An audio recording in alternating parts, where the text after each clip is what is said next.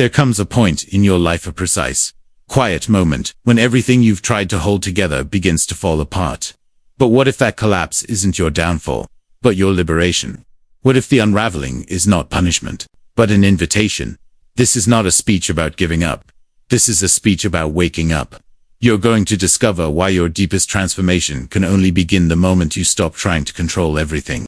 Stay with this message until the end, because what you're about to realize could change the entire trajectory of your life, not by adding something new, but by letting go of what was never yours to hold.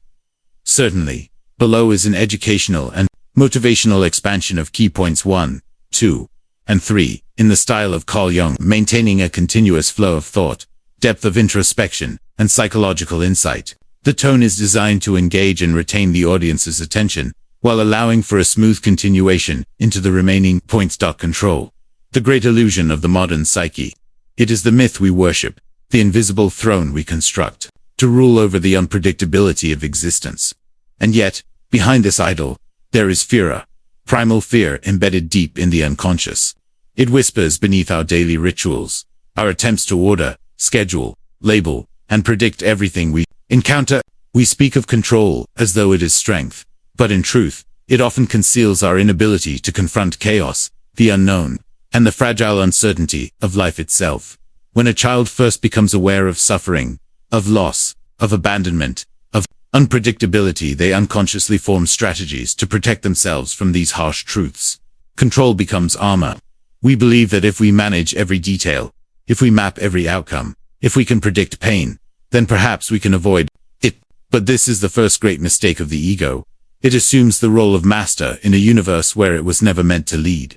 We project our desire for control onto relationships, careers, our bodies, even the divine. We attempt to tame the wild forces of life with mental models and rigid expectations. But what happens when life, in its raw authenticity, refuses to follow the script? The mask slips.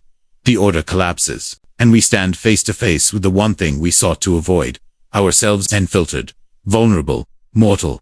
This is the beginning of suffering, not in the event itself, but in the resistance to it, in the mind's refusal to allow life to flow as it must. We try to dominate rather than participate, and in doing so, we cut ourselves off from the source of life, its spontaneity, its creativity, its mystery. But there is another path, a quieter one. It begins when the ego, weary from its failed attempts to control everything, begins to listen rather than dictate. When it starts to sense that perhaps there is a deeper wisdom beneath the surface, wisdom it cannot manufacture, only receive. Letting go is not passive. It is not apathy. It is a conscious release of the illusion that you must at all costs grasp, fix, manage, and mold every outcome. It is the brave act of stepping aside, of making space for something greater than the ego to emerge. This is not abandonment. It is a return to trust, a return to alignment with the psyche's deeper architecture, the soul. The soul does not speak in commands. It speaks in symbols, dreams, and synchronicities. It does not require control. It requires surrender. And in this surrender, something ancient within us stirs. A recognition that we were never meant to dominate life. We were meant to enter into relationship with it. This moment when we let go is what I call psychological rebirth. The ego dies a small death here, but not a final one. It dies in its tyrannical form, its obsessive need to rule, to know, to possess. And in that death, a new self begins to rise. Not a fabricated self constructed by societal expectations, but an authentic self forged in the fires of inner truth.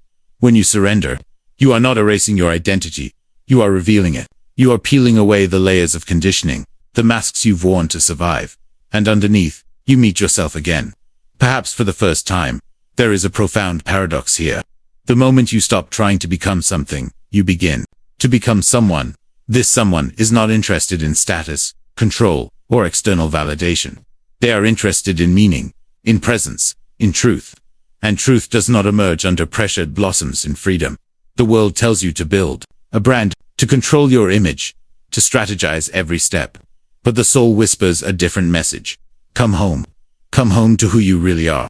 To who you were before the world told you who you had to be. That version of you does not live in control. It lives in connection. The conscious mind, in all its brilliance, can only perceive a fraction of what is the unconscious. on the other hand, is vast. It holds every experience you've ever had, every emotion you've ever suppressed, every symbol that speaks to your inner world. It is from this space that the deepest transformation arises. But access to the unconscious is not granted through force. It is opened through surrender, through silence, through the relinquishing of the ego's demand to know. This is why control blocks intuition. Control silences dreams. Control demands certainty, while the unconscious speaks in mystery. So many of the answers we seek are already within us. Not intellectually, but symbolically, energetically. The moment we stop resisting the flow, those answers begin to surface, not because we commanded them to, but because we created space for them to emerge. This is why letting go is not an act of despair. It is an act of trust. It is the ultimate vote of confidence in the intelligence of your deeper being. It is saying, I no longer need to manufacture my life from fear. I am willing to be led by something truer, something wiser, something ancient within me that already knows the way. You may wonder, how do I know when I've truly let go? The answer is not found in words, but in how you feel. When control slips away, fear may rise. But beyond that fear, there is a strange peace, a stillness, a clarity that doesn't come from analyzing it, comes from knowing. This knowing cannot be rushed. It comes when the mind grows tired of its own noise and falls into silence. In that silence, the unconscious begins to whisper, not in commands, but in invitations. An image appears in a dream. A strange coincidence makes you pause. A door closes, and yet, it feels right. This is the language of the deeper self. Self you meet only after you stop trying to be someone you're not. We often believe that control is the path to security, but the soul does not seek security. It seeks integration. It seeks meaning. It seeks to bring into balance. And then something curious begins to happen. Once the grip of control weakens and the psyche is allowed to breathe again, life responds not with randomness, but with precision. We call it synchronicity, a meeting of the inner world with the outer, as if the universe itself begins to mirror the movement of your soul. It is not magic in the childish sense, but a profound alignment. The dream you had last week suddenly plays out in reality. A book falls off a shelf, and in its pages you find words that speak to your innermost conflict. A stranger says something in passing that delivers the insight you had been struggling to reach. These are not accidents. They are messages from the greater whole, signs that the unconscious and the external world are no longer separate. They are in dialogue. But this dialogue can only begin once the noise of control quiets. When the ego is no longer obsessed with micromanaging every outcome, the psyche gains the space to express itself in ways the conscious mind could never have planned. The ego, when left unexamined, operates like a tyrant king ruling a kingdom. It does not understand. But when the ego surrenders its throne, it does not disappear. It becomes a servant of the deeper self. In that surrender, it begins to participate in a larger process that transcends its own narrow goals. Most people are so consumed by their personal narrative, by the story they tell themselves about who they are and what must happen next, that they miss the unfolding of something greater. They miss the patterns, the signals, the quiet shifts that mark the movement of destiny. Synchronicity emerges when we become participants in life, not directors of it. When we are present enough to notice the subtle weaving of meaning beneath the surface of events.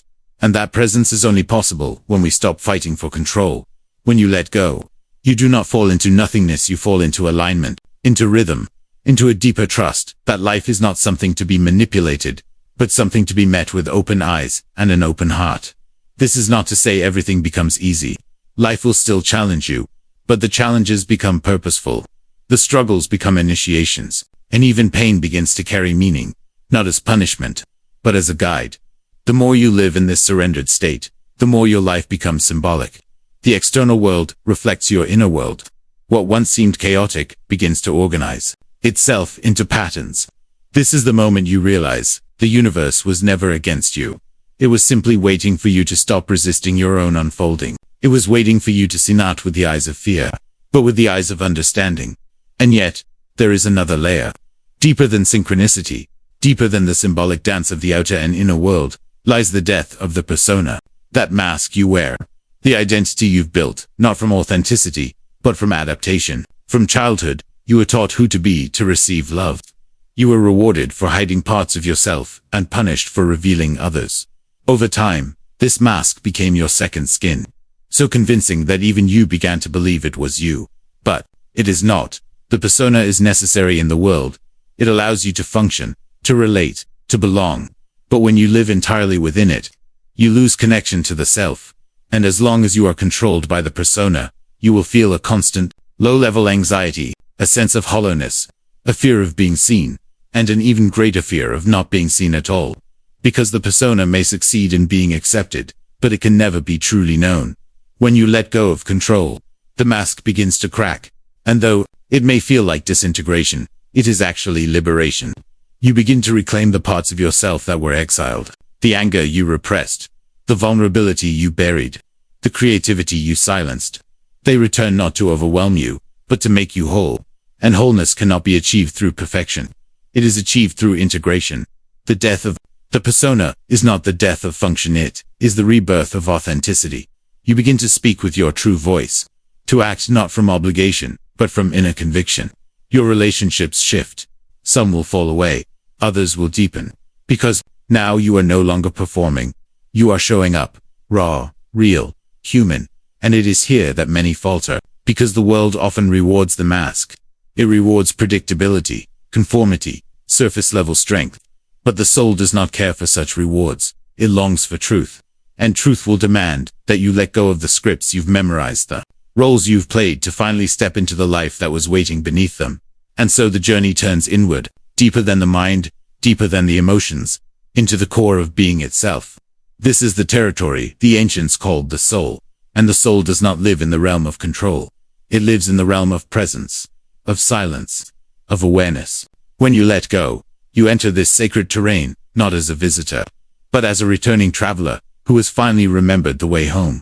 The soul speaks not in instructions, but in impulses, in yearnings, in a subtle sense of rightness that defies logic, but feels undeniably true. It may call you to change careers, to leave a relationship, to move across the world, and the ego will resist. It will demand certainty, guarantees, proof. But the soul offers none of these. It offers only alignment. And in that alignment, there is power, not power over others, but power from within. A sense of rootedness, of clarity, of unshakable calm. This power does not come from dominating life, but from dancing with it, from surrendering to its rhythms, from allowing yourself to be changed by it. You begin to trust not only the path, but your ability to walk it even when you do not know where it leads. Inward is not escape. It is encounter with your wounds, your longings, your buried truths, and as you face them, you transmute them. The fear becomes insight. The shame becomes compassion. The pain becomes purpose. This is the alchemy of surrender. Not a turning away from life, but a turning toward the parts of yourself you were once afraid to face. And here lies the deepest paradox. The more you let go, the more whole you become. The less you control, the more coherent your life becomes. Because now it is not being orchestrated by fire, it is being guided by essence. And essence is not concerned with achievement. It is concerned with becoming, with unfolding, with returning to what has always been true. This is the beginning of true freedom. Not freedom from life, but freedom in life. A freedom that does not depend on outcomes, but on inner congruence. A freedom that is not loud or boastful, but still and unwavering. The freedom of knowing who you are beneath the roles, beneath the plans, beneath the need to be in charge. It is only when you stop trying to fix your life from the outside that you realize the only transformation worth seeking is the one that begins within. The kind that changes not your circumstances, but your relationship to them. That reveals not a new version of the world, but a new way of seeing. And when you see differently, you live differently. You love differently. You begin to participate in life, not as a controller, but as a co-creator, not as a victim of fate, but as a vessel of meaning. What follows from this inner shift is not the absence of struggle, but the presence of purpose. You stop asking, why is this happening to me?